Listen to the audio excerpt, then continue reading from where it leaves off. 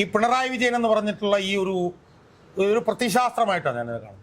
ഇത് കേരളത്തിൽ തുടച്ചു നീക്കപ്പെടണമെന്നും ഇതിനെതിരെ ശക്തമായ നിലപാടുകൾ എടുക്കുന്ന ഇച്ഛാശക്തിയുള്ള ആർജവമുള്ള ഊർജത്തോടു കൂടിയുള്ള ഒരു UDF സർക്കാർ അധികാരത്തിൽ വരണമെന്ന് തന്നെയാണ് എൻ്റെ ആഗ്രഹം. അതിൻ്റെ പശ്ചാത്തലത്തിൽ ഇപ്പോൾ വന്നിട്ടുള്ള ഈ 2 തീരുമാനങ്ങളുടെയും പുറകിൽ KC വേണുഗോപാൽ ആണെങ്കിൽ അദ്ദേഹത്തെ ആ തീരുമാനങ്ങളിൽ ഞാൻ മുക്തകണ്ഠം പ്രശംസിക്കുകയാണ്. ശ്രീമാൻ പിണറായി വിജയനെ അധികാരത്തിൽ നിന്ന് സ്ഥാനപൃഷ്ടനാക്കുന്നതിലേക്ക് അത് എത്തിച്ചേരാനുമുള്ള സാധ്യതകൾ വളരെ വലുതാണ് എന്നാണ് ഈ തീരുമാനം കോൺഗ്രസ് അണികൾക്കും ജനങ്ങൾക്കും നൽകുന്ന സൂചനയും സന്ദേശവും എന്നാണ് ഞാൻ വിശ്വസിക്കുന്നത്. നമസ്കാരം. നിയമസഭാ തെരഞ്ഞെടുപ്പ് അടുക്കാനായി ഇനി ഏതാനും ദിവസങ്ങൾ മാത്രമേ ഉള്ളൂ. മാസങ്ങളാണെങ്കിലും അത് എണ്ണി നോക്കുമ്പോൾ ഏതാനും ദിവസങ്ങൾ മാത്രമേ ഉള്ളൂ. അപ്പോൾ അപ്രതീക്ഷിതമായിട്ടാണ് KPCCയിൽ ചെറിയ മാറ്റങ്ങളൊക്കെ ഉണ്ടായത്, താൽക്കാലികമായിട്ട് മാറ്റങ്ങളൊക്കെ ഉണ്ടായത്. അത് തീർച്ചയായും നമ്മൾ പലരും നിരാശയോട് കണ്ടിരുന്ന ഹൈക്കമാൻഡിൻ്റെ പല തീരുമാനങ്ങളും ഇപ്പോൾ നമുക്ക് അംഗീകരിക്കേണ്ട അവസ്ഥയിലേക്ക് കാര്യങ്ങൾ എത്തിയിരിക്കുന്നു. എങ്ങനെയാണ് ഈ ഇന്നലെ ഉണ്ടായ ഈ നേതൃമാറ്റത്തെ താങ്കൾ നോക്കിക്കാണുന്നത്? അതായത് ഈ കോൺഗ്രസിൻ്റെ നേതൃത്വം എടുക്കുന്ന തെറ്റായിട്ടുള്ള തീരുമാനങ്ങളെ ഒരുപാട് പ്രാവശ്യം രൂക്ഷമായ ഭാഷയിൽ വിമർശിച്ചിട്ടുള്ള ഒരു പൊതുപ്രവർത്തനം. ആ വിമർശനത്തിൻ്റെയൊക്കെ ഒരു അന്തർധാര എന്ന് പറയുന്നത് ഈ കേരളത്തിൽ പിണറായി വിജയൻ്റെ നേതൃത്വത്തിൽ ഇരിക്കുന്ന ഈ ഭരണകൂടത്തിനെതിരെ പ്രതിപക്ഷത്തെ ഏറ്റവും പ്രധാനപ്പെട്ട പാർട്ടി എന്നുള്ള നിലയിൽ കോൺഗ്രസ് നേതൃത്വം ശക്തമായ നിലപാടെടുക്കുന്നില്ല. അപ്പം ആ ഒരു മനോവ്യഥയിൽ നിന്ന് ഉയർന്നു വന്നൊരു വിലാപമായിരുന്നു എൻ്റെ രൂക്ഷമായിട്ടുള്ള പ്രതികരണങ്ങൾ. കാരണം ഏറ്റവും കൂടുതൽ അഴുകി പുഴുത്തു നാറി ചീഞ്ഞ പുഴുവരിച്ച ഒരു സർക്കാർ കേരളത്തിൻ്റെ ചരിത്രത്തിൽ ഒരുപക്ഷെ ഇത്രയും മോശമായിട്ടൊരു സർക്കാർ ഉണ്ടായിട്ടുണ്ടാവില്ല. ഒരുപക്ഷെ എന്നല്ല, ഇല്ല. ആ സർക്കാരിനെതിരെ കാര്യക്ഷമമായി കോൺഗ്രസ് പാർട്ടി ഒന്നും ചെയ്യുന്നില്ല. അപ്പം അതിൻ്റെ ദുരിതങ്ങളൊക്കെ അനുഭവിക്കുന്ന പലരിൽ ഒരാളാണ് ഞാൻ. 2017 എന്നെ 8 ദിവസം ജയിലിലിട്ടു. രണ്ടാമത് ഇപ്പോൾ ഒന്നുകൂടെ അറസ്റ്റ് ചെയ്തു, വീട്ടിൽ സെർച്ച് നടത്തി, വീണ്ടും കള്ളക്കേസൊക്കെ വരുന്നു. അപ്പോൾ അതിൻ്റെയൊക്കെ അടിസ്ഥാനത്തിൽ ഒരു തവണയും കൂടെ പിണറായി വിജയൻ വന്നു കഴിഞ്ഞാൽ ഒരുപക്ഷെ ജീവൻ പോലും നഷ്ടപ്പെടാൻ സാധ്യതയുള്ള പിണറായി വിജയൻ്റെ വാളിന് കീഴിൽ ജീവിക്കുന്ന ഉമേഷ് ബാബുവിനെ പോലെയൊക്കെയുള്ള ആളുകളെ കൂട്ടത്തിൽപ്പെടുത്താവുന്ന ഒരാളാണ് ഞാൻ എന്നുള്ളത് കൊണ്ട് ഈ സർക്കാരിനെതിരെ കോൺഗ്രസ് ഒന്നും ചെയ്യുന്നില്ല എന്നുള്ള ഒരു ഒരു ഒരു ദുഃഖത്തിൽ നിന്ന്, ഒരു മനോവേദനയിൽ നിന്ന് ഉയർന്നു വന്ന ഒരു ഒരു ഒരു ഒരു പ്രതികരണത്തിൻ്റെ ഭാഗമായിട്ടാണ് കോൺഗ്രസിനെതിരായിട്ട് അല്ലെങ്കിൽ കോൺഗ്രസ് നേതാക്കന്മാർക്കെതിരായിട്ടൊക്കെ ഞാൻ പ്രതികരണങ്ങൾ നടത്തി. ഞാൻ ആ പ്രതികരണങ്ങളിൽ നിന്ന് പലതിൽ നിന്ന് ഞാനിപ്പോൾ പിന്മാറുന്നുമില്ല. പ്രത്യേകിച്ച് VD സതീശൻ എന്ന് പറഞ്ഞ കേരളത്തിലെ പ്രതിപക്ഷ നേതാവിനെതിരെ ഞാൻ നടത്തിയിട്ടുള്ള വിമർശനങ്ങളിലെല്ലാം ഞാൻ അതുപോലെ അത് രൂക്ഷമായിട്ടായിരുന്നു. അതിൽ ഞാൻ ഇപ്പോഴും ഉറച്ചു നിൽക്കുകയാണ്. ഇപ്പോഴും സംബന്ധിച്ച് വേറെ ഒരു അവസരത്തിൽ നമുക്ക് പറയാനുണ്ട്. എന്നാൽ കോൺഗ്രസിനോടുള്ള വിമർശനം എന്ന് പറഞ്ഞാൽ കോൺഗ്രസ് എന്ത് ചെയ്താലും അടിമുടി അടപടലം വിമർശിക്കുക എന്നുള്ളതല്ല എൻ്റെ സമീപനം. എൻ്റെ ആഗ്രഹം ഒരു പൊതുപ്രവർത്തകൻ എന്നുള്ള നിലയിൽ ഈ പിണറായി വിജയൻ എന്ന് പറഞ്ഞിട്ടുള്ള ഈ ഒരു പ്രത്യശാസ്ത്രമായിട്ടാണ് ഞാനിത് കാണുന്നത്. ഇത് കേരളത്തിൽ തുടച്ചു നീക്കപ്പെടണമെന്നും ഇതിനെതിരെ ശക്തമായ നിലപാടുകൾ എടുക്കുന്ന ഇച്ഛാശക്തിയുള്ള ആർജവമുള്ള ഊർജത്തോടു കൂടിയുള്ള ഒരു UDF സർക്കാർ അധികാരത്തിൽ വരണമെന്ന് തന്നെയാണ് എൻ്റെ ആഗ്രഹം. അതിനകത്ത് എനിക്കൊരു തർക്കവുമില്ല. അതിൽ വിട്ടുവീഴ്ച ഉണ്ടാകുമ്പോഴാണ് നമ്മൾ വിമർശിക്കും. അപ്പോൾ അതുകൊണ്ട് തന്നെ ഞാൻ നേരത്തെ പറഞ്ഞതുപോലെ എന്ത് വന്നാലും വിമർശിക്കുക എന്നുള്ളതല്ല എൻ്റെ ലക്ഷ്യം. എൻ്റെ ലക്ഷ്യം ഒരു UDF സർക്കാർ അധികാരത്തിൽ വരണം, ഈ സർക്കാർ എന്നേക്കുമായി ഇത് അവസാനിക്കണം എന്നുള്ള ഒരു ആഗ്രഹം എല്ലാ ദിവസവും മനസ്സിൽ കൊണ്ടു നടക്കുന്ന ഒരു പൊതുപ്രവർത്തകനാണ് ഞാൻ. അപ്പം ആ പശ്ചാത്തലത്തിൽ ഈ കഴിഞ്ഞ ദിവസം വന്ന 2 തീരുമാനങ്ങളുണ്ട്. ആ 2 തീരുമാനങ്ങളെയും മുക്തകണ്ഠം പ്രശംസിക്കാൻ ഞാൻ ആഗ്രഹിക്കുകയാണ്. ആ 2 തീരുമാനങ്ങളെന്ന് പറയുമ്പോൾ അതിലൊന്ന് UDF തെരഞ്ഞെടുപ്പ് പ്രചരണ സമിതി അധ്യക്ഷനെ തെരഞ്ഞെടുത്ത ഒരു തീരുമാനം, അതിൻ്റെ ഉപാധ്യക്ഷനെ ഉൾപ്പെടെ തെരഞ്ഞെടുത്ത ഒരു തീരുമാനം. രണ്ടാമത് ഒരു തെരഞ്ഞെടുപ്പ് വരുമ്പോൾ ആ തെരഞ്ഞെടുപ്പിൽ ഏറ്റവും പ്രധാനപ്പെട്ട ഒരു വിഷയമാണ് പ്രകടന പത്രിക തയ്യാറാക്കുക.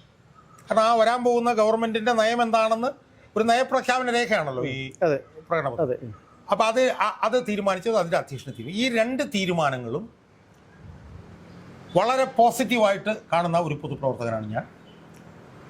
അപ്പം ഞാൻ പറഞ്ഞ പോലെ KC വേണുഗോപാൽ എന്ന് പറഞ്ഞിട്ടുള്ള കേരളത്തിൽ നിന്നുള്ള ഈ ദേശീയ ജനറൽ സെക്രട്ടറിയെ രൂക്ഷമായ ഭാഷയിൽ വിമർശിച്ചിട്ടുള്ള ആളാണ് ഞാൻ.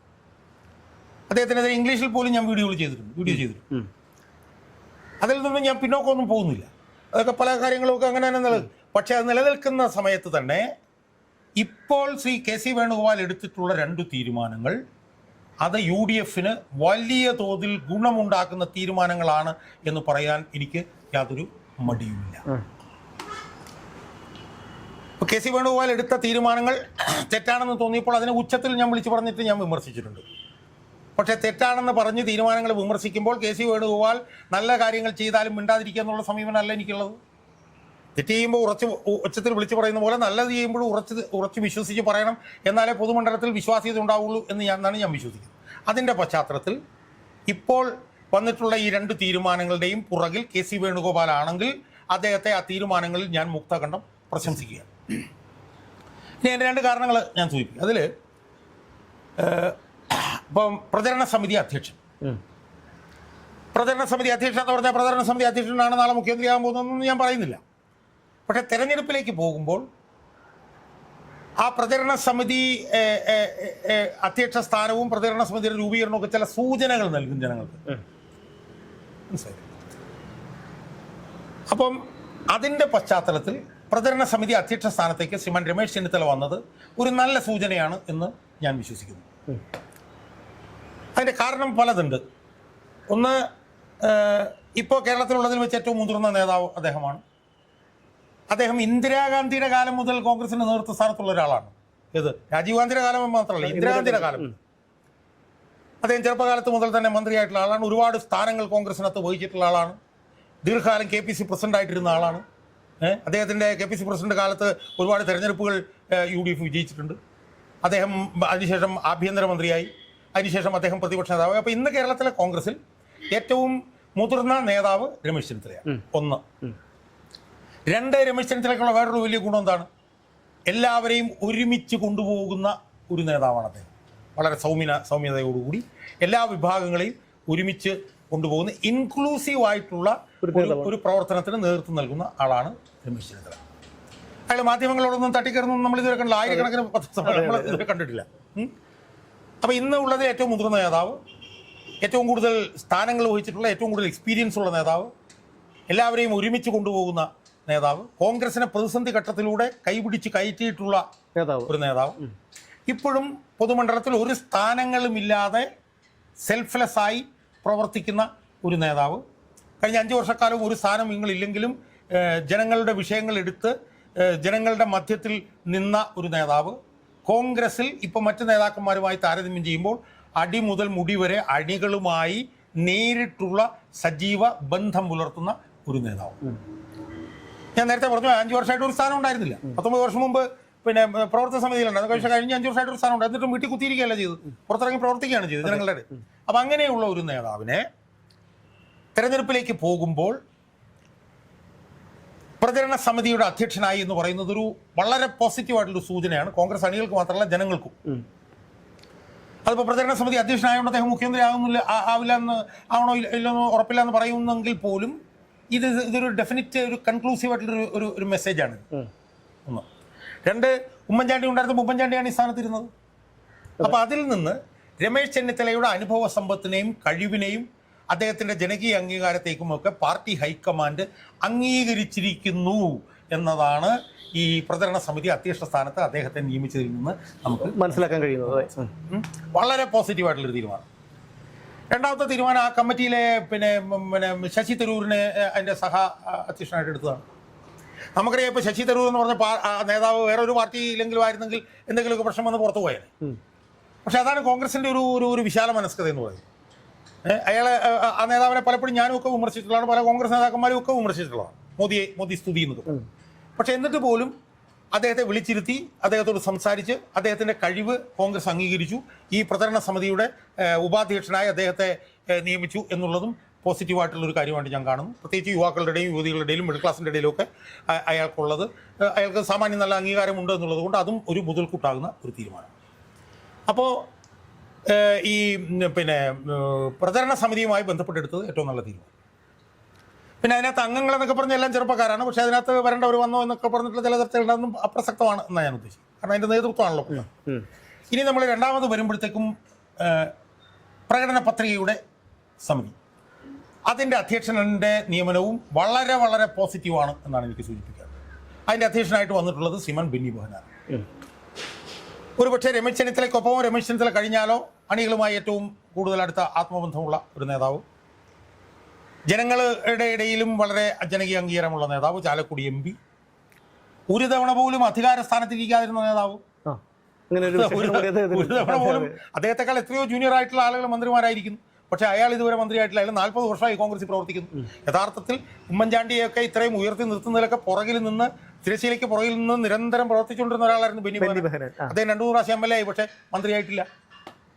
ആ പടം ഇപ്പോൾ 2ാമത്തെ തവണ MP ആയിരിക്കുന്നത്.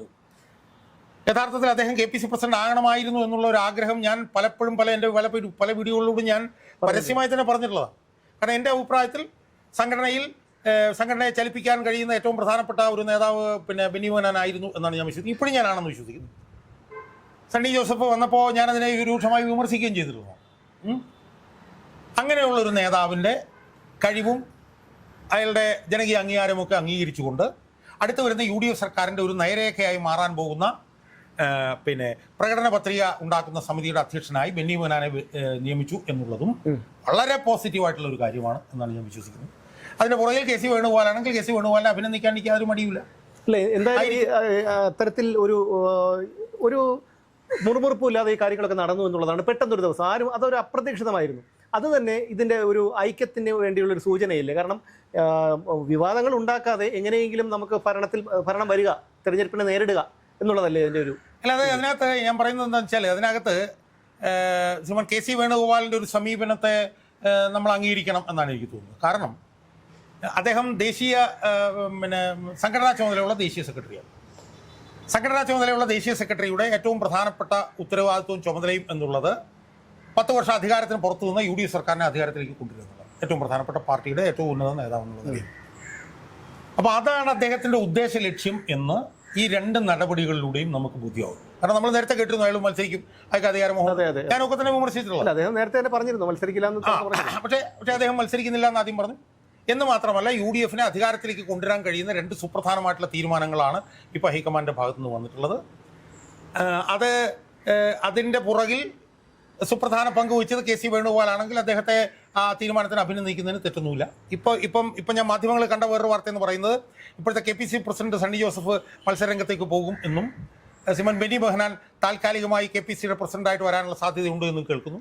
അത് നടന്നു കഴിഞ്ഞാൽ അതും വളരെ യുക്തിഭദ്രമായിട്ടുള്ള തെരഞ്ഞെടുപ്പ് രംഗത്തേക്ക് പോകുന്ന കോൺഗ്രസ് എടുക്കാൻ കഴിയുന്ന ഏറ്റവും പ്രധാനപ്പെട്ട ഒരു തീരുമാനമായിട്ടാണ് ഞാനതിനെ കാണുന്നത്. അതിനകത്ത് സുമേഷ് പറഞ്ഞൊരു പ്രധാനപ്പെട്ട വിഷയമുണ്ട്. കാരണം വെച്ചാൽ അധികാരത്തിൽ കയറാനുള്ള സമയം വരുമ്പോഴും തമ്മിലടിക്കുന്ന പാർട്ടി എന്നുള്ള നിലയിലുള്ള ഒരു പ്രതിച്ഛായയാണ് കോൺഗ്രസിന്. അല്ല, അത് കഴിഞ്ഞ 2-3 ദിവസങ്ങൾക്ക് മുമ്പ് വടകര നടന്ന ഷാഫിയുമായി ബന്ധപ്പെട്ട് നടന്ന ഒരു തന്നെ ജനങ്ങൾക്ക് വളരെ നിരാശയുണ്ടാക്കുന്നതായിരുന്നു പ്രവർത്തകർക്ക്.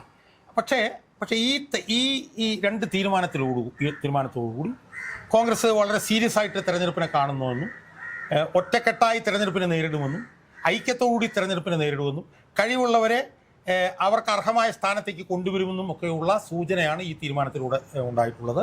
അതുകൊണ്ട് ഇത്തരം തീരുമാനങ്ങൾ ഊട്ടിയുറപ്പിക്കുന്ന തീരുമാനങ്ങൾ ഇനി എടുത്ത് മുന്നോട്ട് കൊണ്ടുപോവുകയാണെങ്കിൽ അടുത്ത തെരഞ്ഞെടുപ്പിൽ UDFന് വലിയൊരു വിജയം കേരളത്തിൽ ഉണ്ടാവാനുള്ള സാധ്യത വളരെ വലുതാണെന്ന് മാത്രമല്ല, ജനങ്ങളാകെ ആഗ്രഹിക്കുന്ന ശ്രീമാൻ പിണറായി വിജയനെ അധികാരത്തിൽ നിന്ന് സ്ഥാനഭ്രഷ്ടനാക്കുന്നതിലേക്ക് അത് എത്തിച്ചേരാനുമുള്ള സാധ്യതകൾ വളരെ വലുതാണ് എന്നാണ് ഈ തീരുമാനം കോൺഗ്രസ് അണികൾക്കും ജനങ്ങൾക്കും നൽകുന്ന സൂചനയും സന്ദേശവും എന്നാണ് ഞാൻ വിശ്വസിക്കുന്നത്. അതാണ് എല്ലാവർക്കും പ്രതീക്ഷ നൽകുന്ന ഒന്നാണ് ഈ ഒരു താൽക്കാലികമായിട്ടുള്ള ഈ മാറ്റങ്ങൾ. എന്തായാലും അതുപോലെ തന്നെയാണ് തിരഞ്ഞെടുപ്പിനെ നേരിടാൻ കോൺഗ്രസ് സുശക്തമാണ്. ഐക്യത്തോടുകൂടി എല്ലാവരും ഒന്നിച്ചു നിന്ന് ഈ തിരഞ്ഞെടുപ്പിനെ നേരിട്ട് പിണറായി വിജയനെ തിരികെ പിണറായിയിലേക്ക് പാഴ്സൽ ചെയ്യുമെന്നുള്ളൊരു സൂചന കൂടിയാണ് തരുന്നത്. കാരണം ഈ ഇടയ്ക്ക് ഇത്തരത്തിലുള്ള ഐക്യക്കുറവ്, അതായത് ഇവർ തമ്മിലുള്ള ഒരു ചേർച്ചക്കുറവൊക്കെ വലിയ ചർച്ചയായ സമയത്തൊക്കെ വല്ലാത്ത നിരാശയാണ് കേരളത്തിലെ ഈ കിരാത ഭരണം അനുഭവിച്ചുകൊണ്ടിരിക്കുന്ന ഞാൻ ഉൾപ്പെടെയുള്ള പൊതുജനങ്ങൾക്ക് ഉണ്ടായത്. എന്തായാലും ഇത്തരത്തിലുള്ള ഒരു നീക്കം തീർത്തും അഭിനന്ദനാർഹമാണ്. അതുകൊണ്ട് തന്നെ എല്ലാവിധ വിജയാശംസകളും കോൺഗ്രസിനുണ്ടാകട്ടെ എന്ന് പ്രതീക്ഷിച്ചുകൊണ്ട് നിർത്തുന്നു. വീണ്ടും കാണാം.